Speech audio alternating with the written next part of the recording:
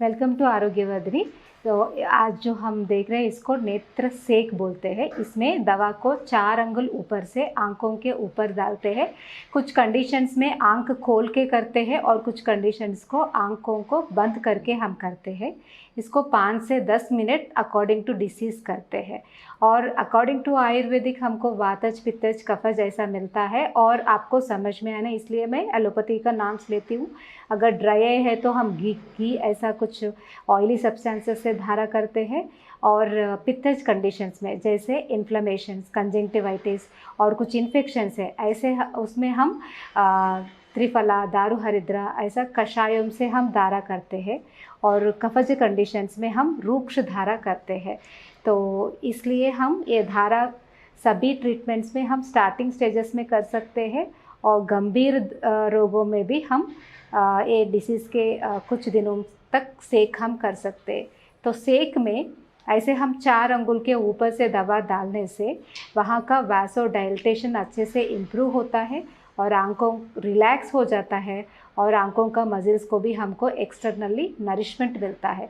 Normally हम इसको dry eye, keratoconus, conjunctivitis ऐसे कंडीशंस में रेगुलरली हम यूज़ करके जल्दी ही रिजल्ट्स हम पा सकते हैं और नेत्र सेक में रेगुलरली हम यूज़ कर सकते। ऐसे में हम त्रिफला का जो त्रिफला से काढ़ा बना के उसको हम ऐसे आंखों के ऊपर धारा जैसे बना के धारा जैसे हम करें तो आंखों में स्ट्रेंथ आता है।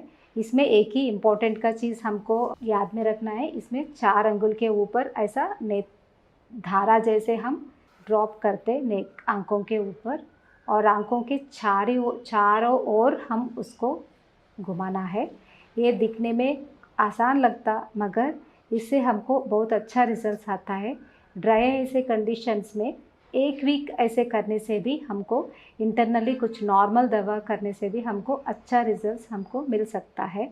और कंजंक्टिवाइटिस ऐसे डिसीजेस में स्टार्टिंग कंडीशंस में हमको त्रिफला या दारू हरिद्रा ऐसे काढ़ा ओम से हम ऐसा सेक किए तो जो आंखों का बर्निंग वो सब जल्दी ही हमको रिजल्ट्स आते हैं।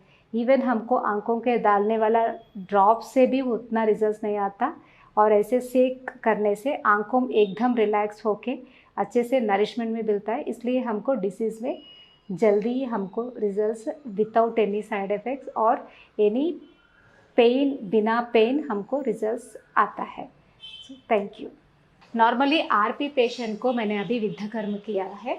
तो ये विद्धकर्म करने से स्लोली वहाँ पे हमको आंखों को जो ब्लड सर्कुलेशन होता है, खून की सर्कुलेशन होता है वो इंक्रीज़ होता है। इसलिए जो अंदर रेटिना में जो रॉड्स एंड कोन्स का डीजनरेशन होता है, जो मरना होता है, उसकी वजह से हमको आरपी आता है। सो रॉड्स एंड कोन्स जो धीरे धीरे मरता है, इसलिए इन लोगों को रेटिनेटिस पिगमेंटोसा होता है। इस रेटिनेटिस पिगमेंटोसा में इनको धीरे धीरे आँख की रोशनी कम होता है और पहले रात में जो दिखने वाला क्षमता कम होता है और धीरे धीरे जो सुबह में भी उन लोगों को देखने में बहुत दिक्कत मिलता है।